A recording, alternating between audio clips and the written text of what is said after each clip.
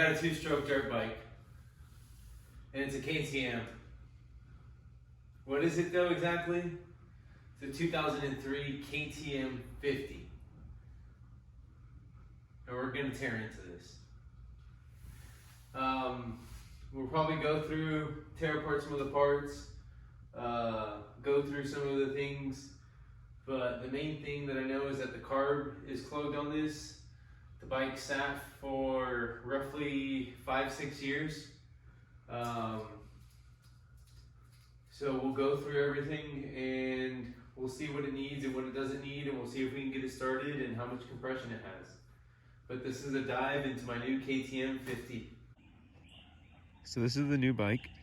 It's a 2003 KTM 50 SX Pro Senior LC. I know it's a lot. The LC stands for liquid cool because it does have a radiator that you can see right there. There's a radiator cap. And there's some of the water lines to the water pump that's right there. So we're gonna go through the bike and I'm gonna point out some things just so that in general I remember and I know this process so that I can kind of blog and keep track of the life of this thing, because it runs, just it doesn't stay running. So I'm pretty sure the carb is just gummed up on it. It sat for a while. The brake used to not work. I managed to get that working before the video. But yeah, these came two different formats, air cooled and liquid cooled. This one is going to be the more bigger version.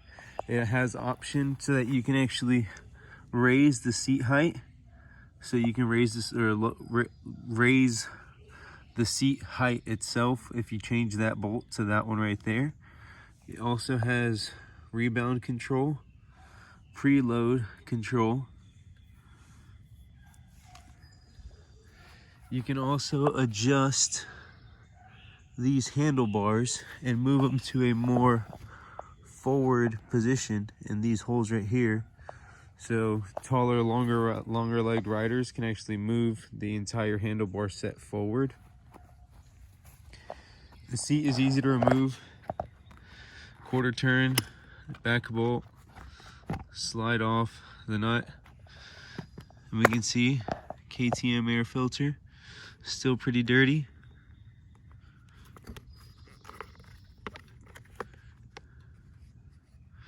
That's what it should look like. So we'll definitely get a new one for this. Alright, sorry that took a lot longer than what it was.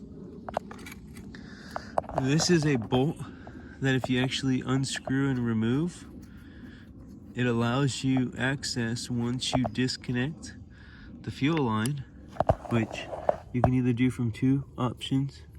From the back of this Peacock, which is going to be this line right here, or you can do it from the actual carburetor, which is going to be that back line right there with the clamp.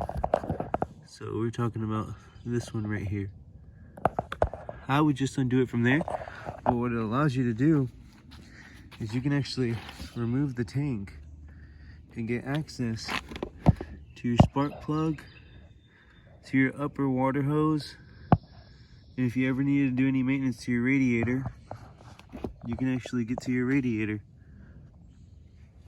So it removes the better part of the tank out of the way so that you can actually access things and do a lot more work.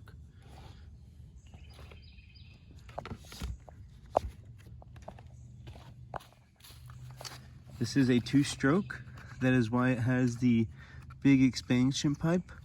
And that's what this is, a big expansion chamber. It goes from small to large, back to small, and then into the muffler, which the muffler sits under this.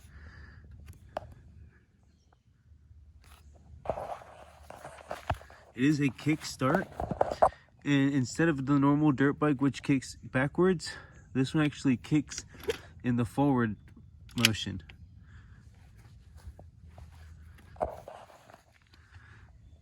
You can see that it hasn't been ridden hard. Supposedly it's very low hours. None of the radiators have any damage. There's a little bit right down there, but nothing I would say is serious or concerning. The front suspension is set to the adult height, which is the Pro Senior. If it was the Junior, it would be, I think it's 20 millimeters lower right here. So that means we need to go in here and raise this one to the adult setting. This one is going to be one of the larger carbs that come in all of these. This is going to be the PHBG 19, and it's a 19 millimeter carburetor. This is the choke. You pull up. Sorry, can't get a good camera access in my fingers. Pull up, quarter turn, and it opens up an opening to allow more air in whenever you're starting the motor.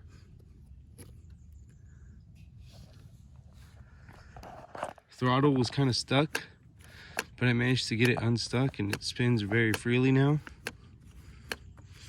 Like I said, I rebuilt the master cylinder basically. I pulled it all apart, cleaned out all the gunk, bled the line, I reverse bled it, so that means I came down to the caliper, I opened up this fitting down here, and I pushed fluid from the caliper bottom all the way through the line, through the top, to the bleeder that sits right under this little cap. It's a 3 millimeter Allen. You unscrew that and it pushes the fluid out of the lines.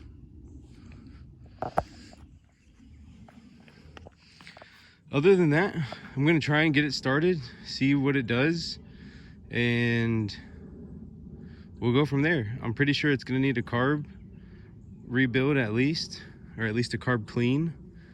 I would say the forks need a thicker oil just to handle a heavier rider. The rear shock feels pretty good, but I don't know because I haven't ridden it yet.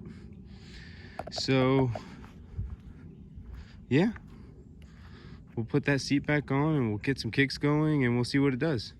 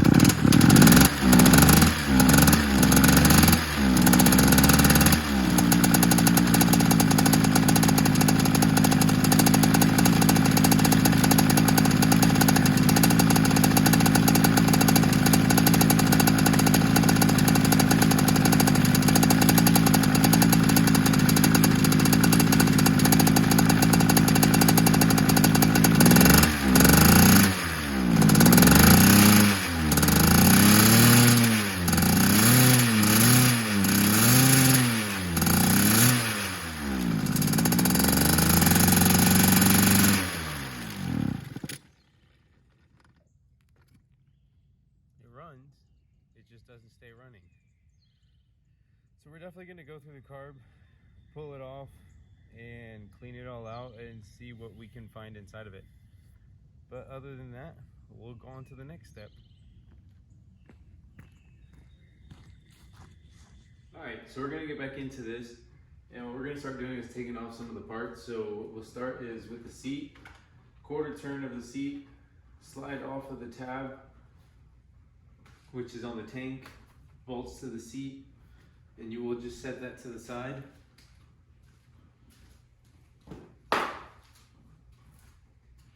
Next, it's going to be if yours isn't hand loose, you can grab a 19 millimeter, break that loose, and then you can unscrew it with your hand. And that's going to be the bolt that holds on the gas tank. It's going to be a bolt with the rubber washer on it. Don't lose that rubber washer. Fuel peacock. Make sure that your fuel peacock is closed and all the way tight so that when you remove your gas line, you're not shooting fuel everywhere. So we'll go ahead and pull off our fuel line. We'll lose some fuel. We'll grab a rag real quick. Put a rag under there. We'll lift off our gas tank.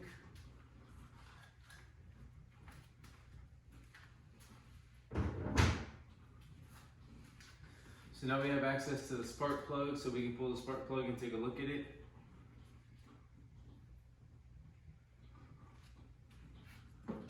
That I may not have the right size wrench.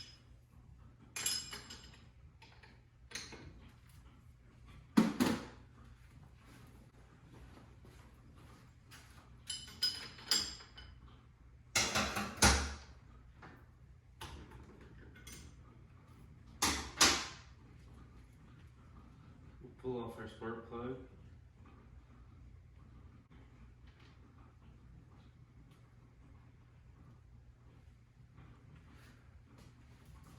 So I don't know if you can see, that spark plug looks really wet. See it on my fingers.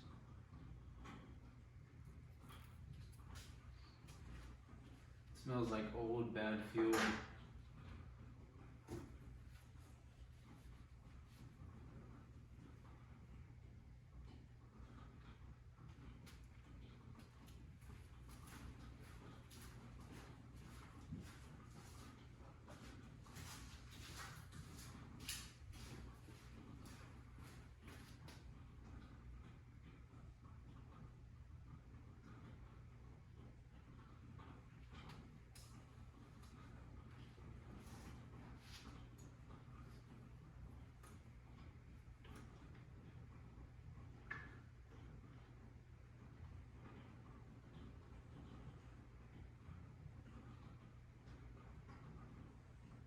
It says 39.47 on the top of the cylinder, or on top of the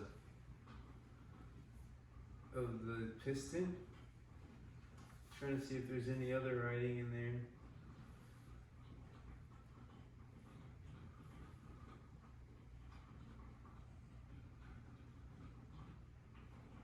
Not that I can see. But it does look like it has the wrong spark plug in it because it's supposed to be a BR8 ECM and this one is a BR8 ES. So it looks like they already have the wrong spark plug in it, and spark plugs matter in the two-stroke world. But it should run. We'll take a look at that and see if we can order a new one, and we'll try it and we'll swap it out. And I'll do another video of doing just separately how to change out a spark plug, so that's in a separate video. So we'll screw that in and we'll get back to our original project, which was, let's get this carburetor off so that we can actually figure out why it's sputtering and it doesn't actually hold idle.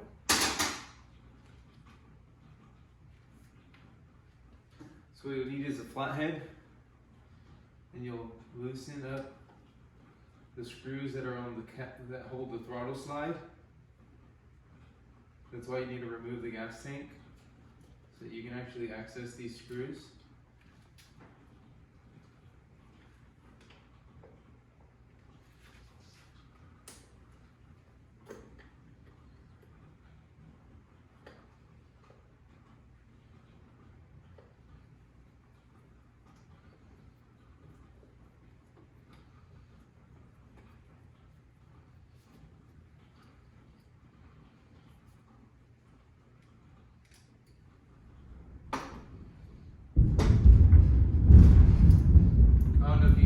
But there's a little bit of thunder outside.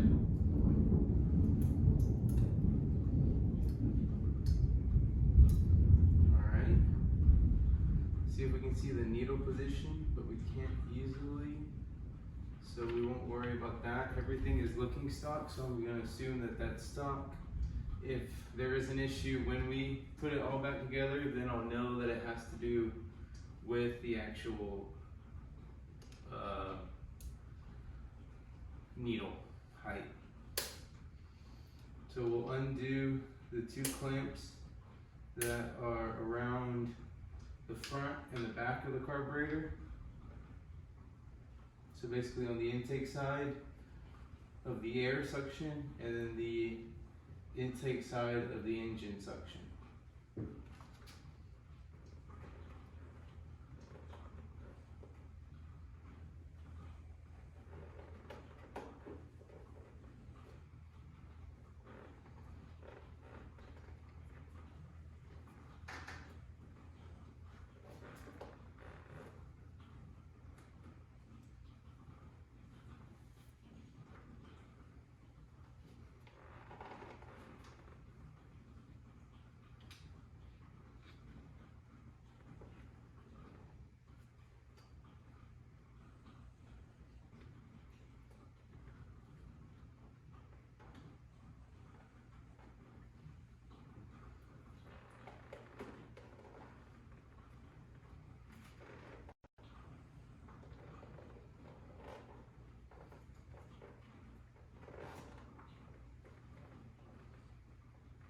And I know that you can do it by not pulling out the carb, but I want to pull out the carb so I can actually record that separately. But we have the carb out, and it looks like it's just really full of, I want to say, really old oil, dirty grime. Probably just from water and it sitting for many, many years. So I'm gonna hit that with some brake clean, and we'll clean out this carburetor. And hopefully it's just a clogged jet that's not allowing it to actually breathe and operate correctly. So I'll take a video of this, tearing it apart, and showing you what the inside looks like.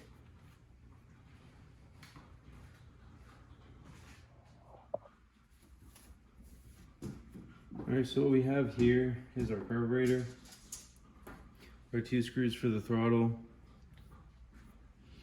and whenever you do turn it upside down, it is going to leak out some fuel, and that's the fuel that's sitting inside of the actual bowl.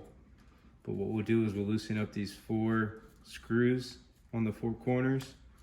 They're 4 flat heads.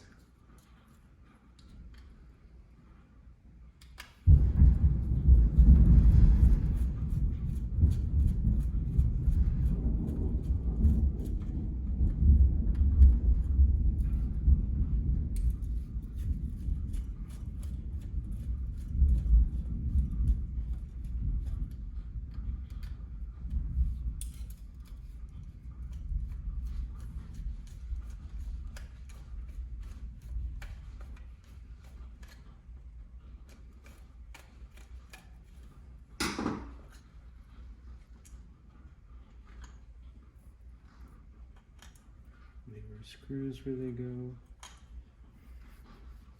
So this is what the inside of the carburetor is going to look like. You have your 2 jets and one of your idle ports. This gasket, we'll pry it off very gently.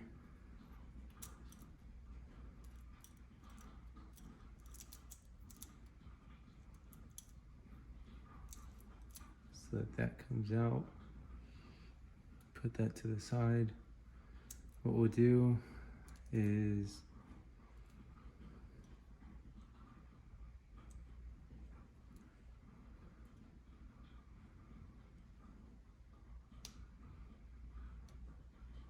grab a pair of needle nose or pliers.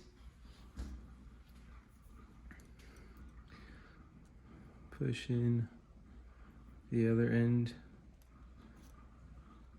and we'll pull out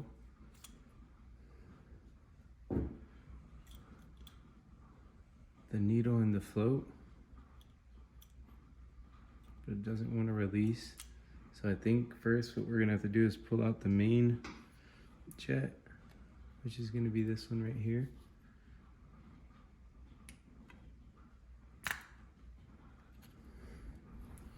A little tighter than I would have liked, but we got it off.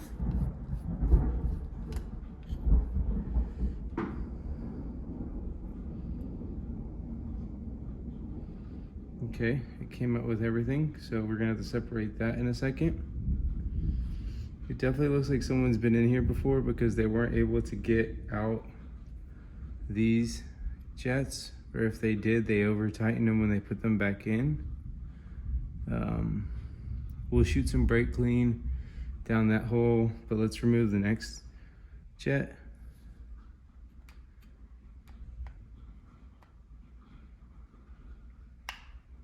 That one thankfully came out. All right.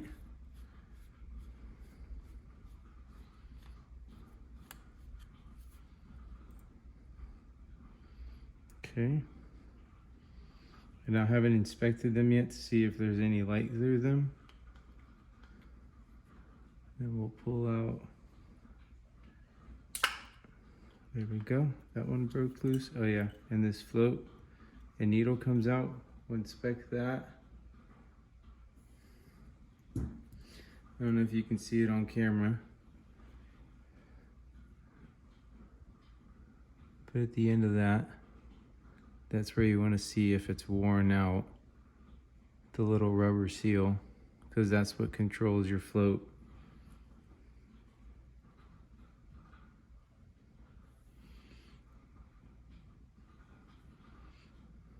Get this last one out. All right.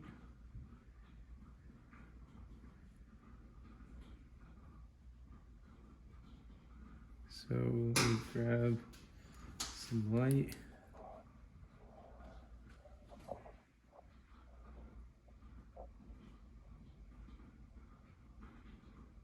You can see the light shining through this one. So that one's good.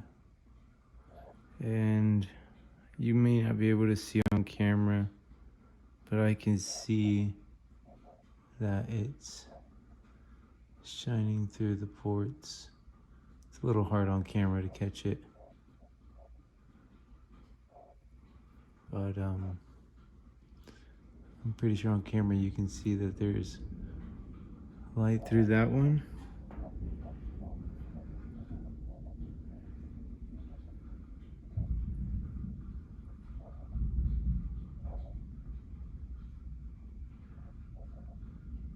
I can see that there's light.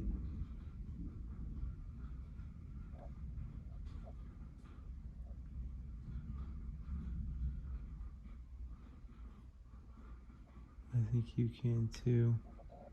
So that one looks to me like it's also clear.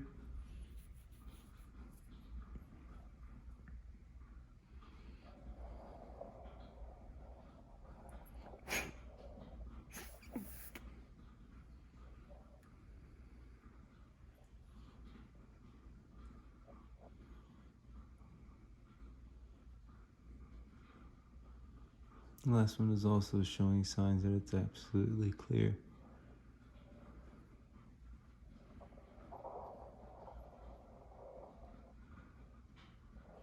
And it is a 90.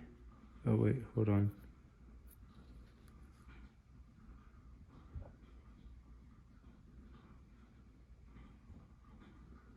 I believe that says a 90. So that has a 90 on it with the 260 AU.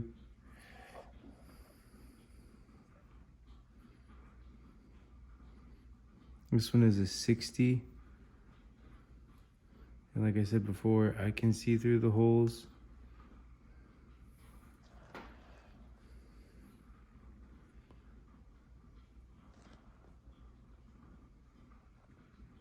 And then this one is going to be a 55.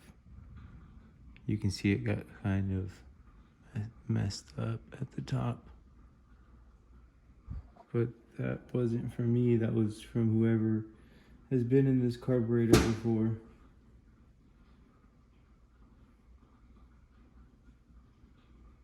So we're gonna shoot some brake clean through all of this, see if we can get it cleaned out, and we'll try putting it back on and starting it one more time. We'll also dump out the fuel and see what fuel was in it.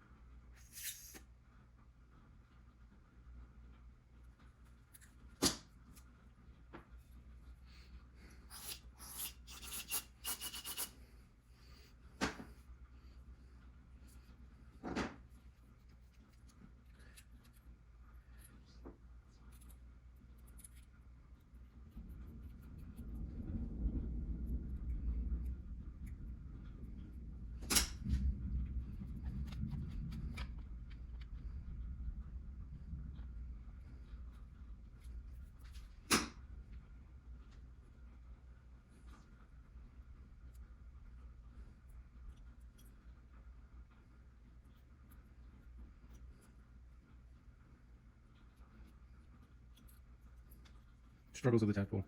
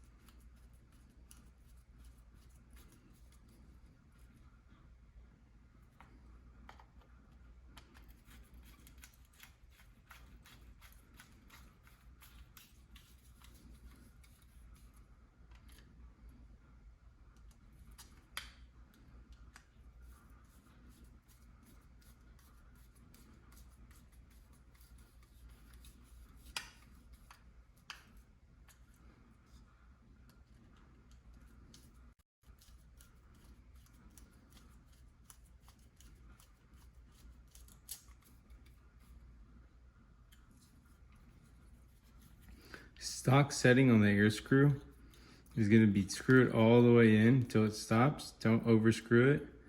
Remember that setting, and then turn it 3 turns out. So half, 1, half, 2, half, 3.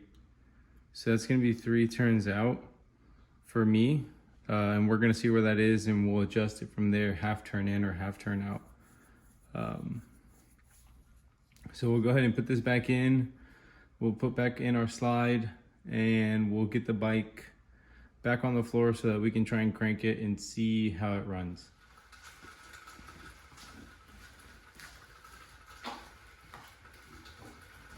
Mix up our 2-stroke fuel. Add a little bit.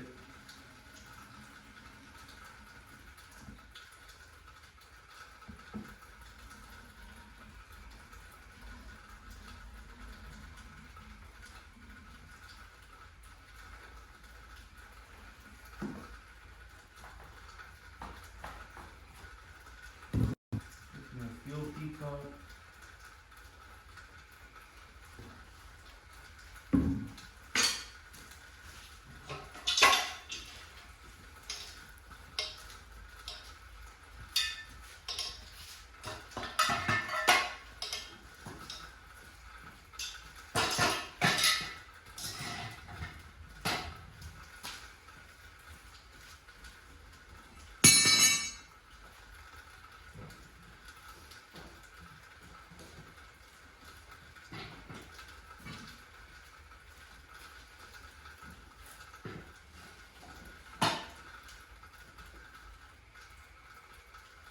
Probably doesn't need to be that high.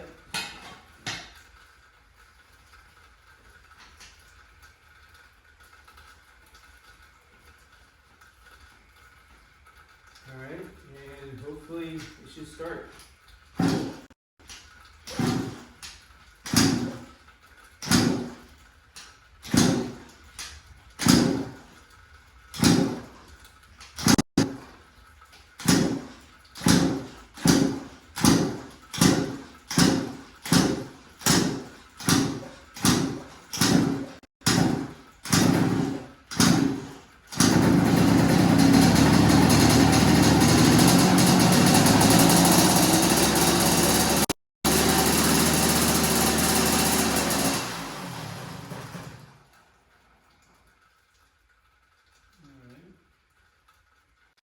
Terrible first start.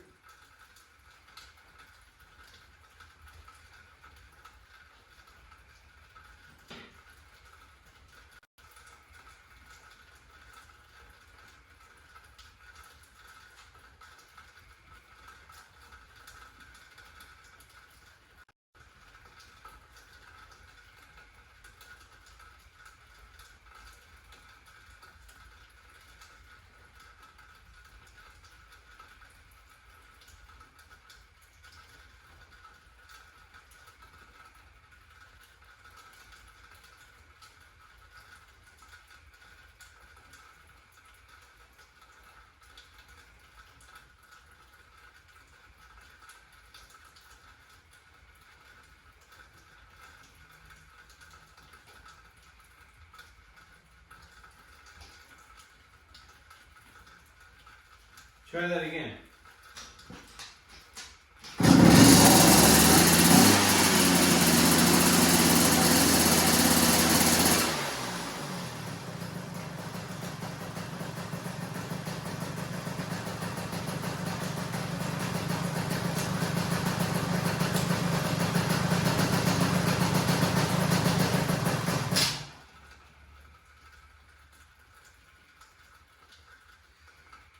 Okay.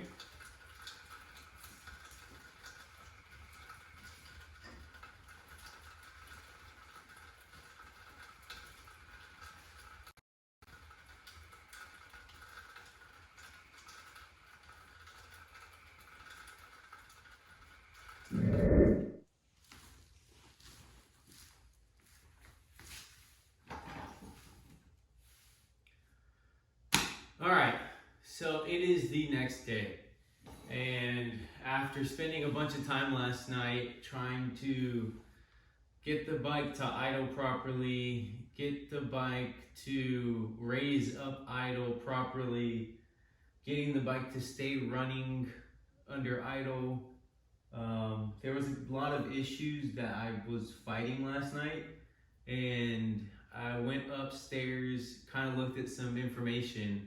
And apparently, I don't know if you've already caught on, but the jets that are in this carburetor are not stock. I believe a stock idle is 48. What's in here is a 55. Stock main jet is a 90. I'm sorry, stock is a 85. What's in here is a 90. The pilot, I believe, is a 60, and that one's still the same. So there's definitely something going on in the carburetor. Thankfully, when I got the bike, I got it with a spare carburetor that I'm going to tear it apart and steal the jets out of there and put them into this carburetor that I know is good because I've already torn it apart and cleaned it.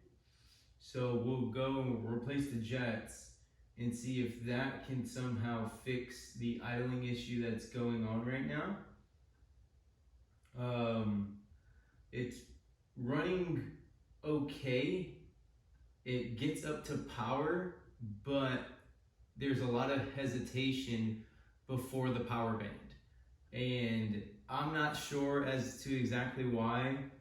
I tried riding around with a screwdriver and adjusting the fuel mixture screw while I was riding around, and that really wasn't doing much. So if you have any kind of ideas or comments, I'm all ears because I'm new to this two-stroke stuff. I don't know what I'm doing, and I'm learning as we're going.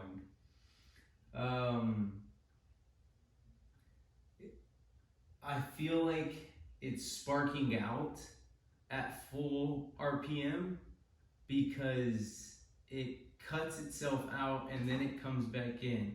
Cuts itself out but then comes back in. And it's a very modular type of on-off. And that's even when you're in full throttle. You almost have to roll it off and roll it back on, and it comes back on. So there's something going on in the ignition system, I would say. That's going to be my easiest assumption. The kill switch, I don't think is an issue, even though it's missing. It's just a connection to ground, so whenever you touch the two wires, it's grounding out the circuit, so it's killing it. I have a new kill switch on the way, and it should be here soon. Other than that, the little bit of running, it did build condensation on the carburetor, which I don't know why it did that, but from everything that I've read, it's kind of an okay thing. It's just the vapor and atomization of the fuel inside of the venturi of the carburetor. A lot of big words that I kind of don't know what they mean. So we're gonna put this on pause while I grab the other carb, tear it apart, pull this one to the side, get access to these jets, and we'll swap them out so that we can actually see how that carburetor does on this, how those jets do on this carburetor. I picked up some 110 leaded fuel from my local VP fuel station, Road Atlanta. And I've got, for the most part, everything that I believe that I need.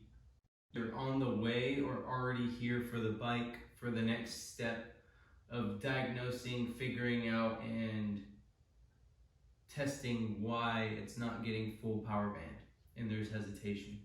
I'm probably going to pull the reeds out and look at the actual reeds and see if it's the reed cage, because I received a reed cage and intake manifold with the motor. And so I believe someone's already been in it, and I want to double check the work that's already been done. So let me eliminate that as a possibility. Other than that, it's been a fun little toy. We'll get it going and stay part for part 2. Thanks for watching.